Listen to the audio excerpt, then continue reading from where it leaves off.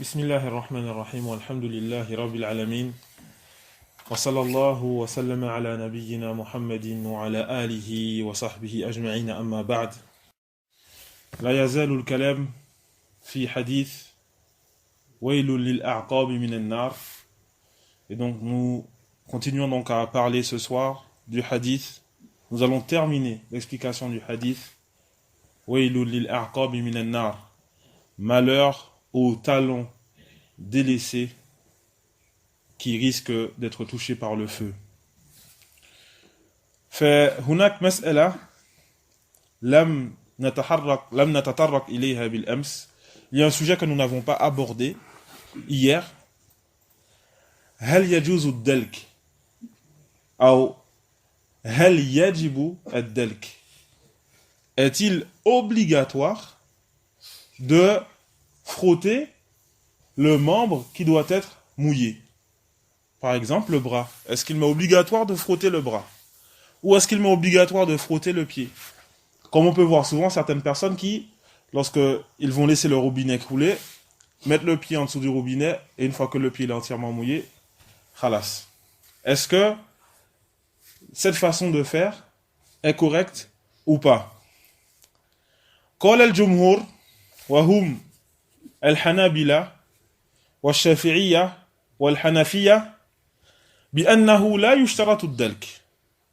La majorité des savants, c'est-à-dire les savants de l'école Hanbalite, Shafi'ite et Hanafite, ils voient que il n'est pas conditionné, ce n'est pas une condition de frotter le membre. لأن المقصود بالغسل هو إيصال الماء إلى جميع الأعضاء المطلوبة غسلها. Car ce qui est voulu par laver le membre, c'est le fait de faire parvenir l'eau à tous les membres qu'il est demandé de laver. C'est ça qui est voulu par le mot laver, c'est le fait le fait de faire parvenir l'eau à ce membre. وقال الإمام مالك باشتراط الدلك لأن الغسل لا يحصل إلا به. Et l'imam Malik, lui, il a mis comme condition donc le fait de frotter. Pourquoi? Parce que donc selon l'imam Malik, le fait de laver le membre ne peut se faire sans le frotter. Le fait de laver le membre ne peut se faire sans le frotter. وقال ابن تيمية رحمه الله بوجوب الدلك إن لم يمكن إيصال الماء إلى الأعضاء المطلوبة إلا به وإلا فلا. Et Cheikh l'Islam Ibn Taymiyyah rahimahullah, il dit qu'il est obligatoire de frotter le membre si il n'est possible de faire parvenir l'eau à ce membre que par le fait de le frotter. Sinon, ce n'est pas obligatoire. Comme par exemple, on va dire, le fait de faire parvenir l'eau entre les orteils, donc du pied. Là, c'est un endroit qui peut être difficile. Parfois, tu vas mettre l'eau de ton pied en dessous du robinet, tu peux rester 1 minute comme ça et l'eau, elle n'est pas parvenue à cet endroit-là. Pourquoi? Parce que ça dépend de l'angle, etc., etc. Et donc là, Cheikh l'Islam Ibn Taymiyyah qui dit que si tu ne peux faire parvenir l'eau à ce membre-là que par le fait de le frotter, à ce moment-là, il est obligatoire de le frotter, sinon ce n'est pas obligatoire. والقول بعدم الاشتراط هو اختيار العلامة ابن العثيمين رحمه الله تعالى فقال إن الدلك شرع للتأكيد من إيصال الماء إلى الأعضاء. Et l'avis qui stipule que ce n'est pas une obligation de frotter le membre, c'est le choix du très grand savant, le Cheikh Ibn Uthaymin, rahimahullahu ta'ala, qui dit que le fait de frotter le membre a été légiféré pour s'assurer que l'eau parvienne à celui-ci. وَالَّذِي أَنْصَحُ بِهِ إِخْوَتِي أَنْ يَخْرُجُوا مِنَ الْخِلَافِ. Et le conseil que je donne à mes frères est de sortir de la divergence. فإن المرء إن غسل قدميه وَدَلَّكَهُمَا فَقَدْ صَحَّ وُضُوءُهُ عِنْدَ جَمِيعِ الْعُلَمَاءِ. Car l'individu, si il lave ses deux pieds durant les ablutions, en les frottant, alors là, ces ablutions sont authentiques pour l'unanimité des savants. Chez tous les savants, ces ablutions sont authentiques. Alors, repose-toi l'esprit et sors de la divergence, tant que c'est possible, Inch'Allah ta'ala. وَقَدْ سَأَلَنِي بَعْضُ إِخْوَانِنَا عَنِ الْمَسْحِ. Certains frères hier m'ont interrogé concernant al-mash, le fait d'effleurer les chaussons. فَأَجَبْتُهُمَا فِي الْخَاص وَأَرَدْتُ أَنْ أُدْخِلَ هَاتَيْنِ الْمَسْأَلَتَيْنِ فِي الدَّرْسِ. Et je leur ai répondu en privé, mais je voulais faire rentrer ces deux questions qui m'ont été posées dans le cours. ولكن الظاهر أننا وأخبرتهم بذلك ولكن الظاهر أننا سنؤخر الكلام في هاتين المسألتين إلى باب المسح على الخفين. Mais cependant, le plus apparent, c'est qu'on va retarder le fait d'aborder ces deux sujets lorsqu'on va aborder bi'idhnillahi ta'ala le chapitre du fait d'effleurer les chaussons. Inch'Allah ta'ala. إذن ننطلق إلى الحديث الرابع. Et donc, on va aborder donc le hadith numéro 4.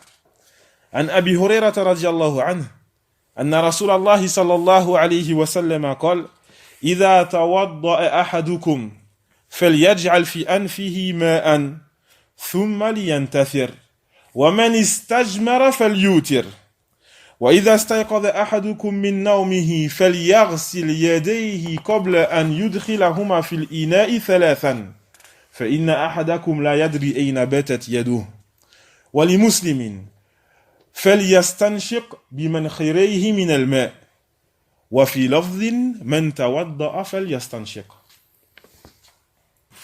Et donc le hadith numéro 4 selon Abi Hurairah radiyallahu anhu qui dit que le prophète sallallahu alayhi wa sallam a dit lorsque l'un d'entre vous fait ses ablutions alors qu'il mette de l'eau dans son nez puis qu'il l'expulse ou qu'il le fasse sortir, donc faire sortir l'eau de son nez. Wa man istajmara, et celui qui se purifie, donc se purifie les parties avec des pierres alors qu'il le fasse d'un nombre impair. Et celui d'entre vous qui se réveille après avoir dormi alors qu'il lave ses deux mains avant de les rentrer dans le récipient 3 fois. Car aucun d'entre vous ne sait où ces deux mains ont passé la nuit. Et dans une version, dans l'imam Muslim, فَلْيَسْتَنْشِقْ, alors qu'il aspire l'eau par ses deux narines. Et dans une autre version, man tawadda'a falyastanshik, alors celui qui fait ses ablutions, alors qu'il fasse al-istinshaq, qu'il aspire l'eau par son nez. هذا الحديث فيه مسائل عدة. Il y a dans ce hadith plusieurs sujets comme vous avez pu le constater. وسنتكلم عن بعضها ونترك البعض إلى وقت آخر. Nous allons aborder certains sujets et nous allons délaisser certains autres pour un autre moment qui sera plus approprié Inch'Allah ta'ala. فالحديث فيه الاستنشاق أي إدخال الماء إلى الأنف والاستنثار أي إخراج الماء من الأنف أثناء الوضوء. Et donc il y a dans le hadith le fait de al-istinshaq, le fait de faire rentrer l'eau dans le nez. Comme il y a aussi al-istinthar, le fait de faire sortir l'eau du nez durant les ablutions. والكلام حول المضمضة والاستنشاق والاستنثار نؤخره إلى صفة وضوء النبي صلى الله عليه وسلم. Et l'explication concernant al-madmada, le fait de rentrer l'eau dans la bouche et de remuer cette eau, al-istinshaq, aspirer l'eau par le nez, al-istinthar, faire sortir l'eau du nez, nous allons aborder tout cela lorsqu'on verra la description des ablutions du prophète sallallahu alayhi wa sallam, incha'Allah ta'ala. وَالْحَدِيثُ فِيهِ الْإِسْتِجْمَارِ. Il y a dans le hadith al-istijmar, le fait de se purifier avec les pierres. après avoir donc accompli ses besoins. وَالْحَدِيثُ دَلِيلٌ عَلَى مَشْرُوعِيَّةِ الْإِسْتِجْمَارِ. Le hadith est une preuve montrant la licéité d'utiliser les pierres pour se purifier les parties après avoir accompli les besoins. وقال النبي صلى الله عليه وسلم ومن استجمر فليوتر أي فليتحرى الوتر. Et là, lorsque le prophète sallallahu alayhi wa sallam il dit celui qui se purifie avec les pierres alors qu'il le fasse d'un nombre impair. Les savants ils disent c'est-à-dire qu'il s'efforce au maximum d'utiliser un nombre impair de pierres pour faire cet acte. وجاء في صحيح مسلم من حديث سلمان أنه قيل له. Il a été rapporté dans Sahih Muslim le hadith de Salman qui lui a été dit قد علمكم نبيكم كل شيء حتى القراءة. Certes, votre prophète vous a tout enseigné, même comment faire les besoins. C'est des juifs qui ont dit ça à Salman el-Farisi, pour se moquer de lui. Votre prophète vous a tout enseigné, même comment faire vos besoins. Il voulait se moquer de lui. Mais Salman, qu'est-ce qu'il a dit? Ajal, bien sûr.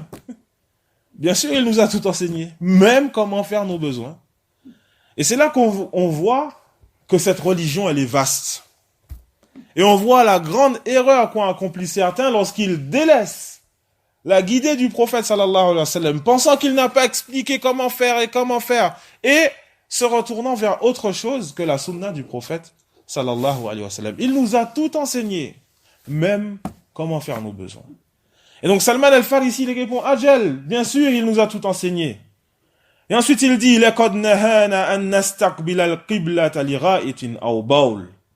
certes, il nous a interdit de nous mettre en direction de la qibla pour les selles et pour l'urine.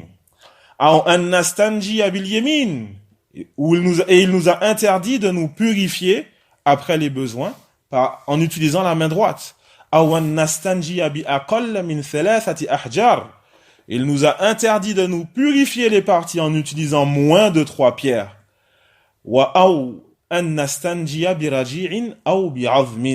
Et il nous a aussi interdit de nous purifier les parties en utilisant des excréments d'animaux ou des os.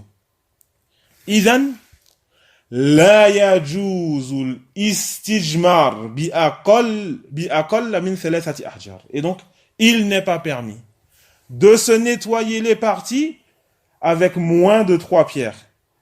وإن قال بعض العلماء إن النهي هنا المقصود منه الكراهة. Même s'il y a certains savants qui ont dit que ce qui est voulu par l'interdiction ici, dans le hadith de Salman, c'est que c'est détestable. Ils disent donc que c'est détestable d'utiliser moins de 3 pierres. Pourquoi ils disent? Parce que ce hadith-là, qu'est-ce qu'il signifie? Que signifie ce hadith? Ils disent al-maqsoud minhu anna al-ghalib fil ghalib an-najasatu la tazul bi aqall min 3 ahjar. Ils disent ce qui est voulu par le hadith, c'est qu'en général, l'impureté, elle ne va pas partir avec moins de 3 pierres.